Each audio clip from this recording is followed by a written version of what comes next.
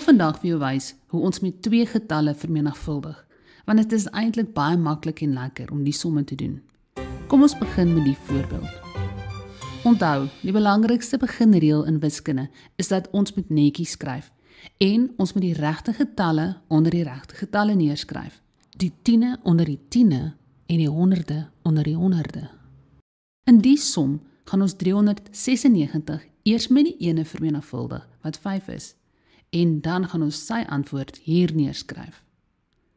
As ons klaar is met dit, gaan ons 396 vermenigvuldig met 40, en dan gaan sy antwoord hier neergeskryf word. As ons daarmee klaar is, dan tel ons die 2 antwoorde bymekaar vir die finale antwoord. Kom ek verduidelik vir jou. Ons begin met die ene, en ons gaan 6 vermenigvuldig met 5, wat vir ons 30 gee. Ek skryf die 0 neer, en dra die 3 oor tot bo op die 9. Onthou, skryf netjies. Nou gaan ek die 9 vermenigvuldig met die 5, wat vir ons 45 gaan gee. Maar onthou, ek moet nou hierdie 3 van nou bytel, en hom nie vergeet nie. Onthou ook 'n ander naam vir plus is bytel en ook som van. Nou het ek 48. Kyk mooi waar skryf ek dit nou. Die 8 skryf ek onder die tiene en die 4 dra ek weer eens oor na die 3 hierbo.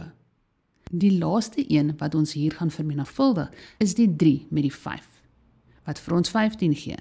Maar onthou, ek moet ook die 4 van nou bytel en nou het ek 19. Daar is nie nog verdere getalle in die boonste getal nie, so nou skryf ek die 19 heeltemal netjies neer. Ons is klaar om met die ene te vermenigvuldig. Nou gaan ons na die tiene toe.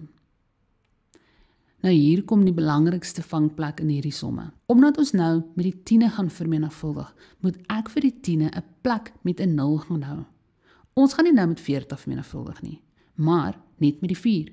So ons beheer die 0 vir nou, net hier, tot ons die antwoord gaan optel.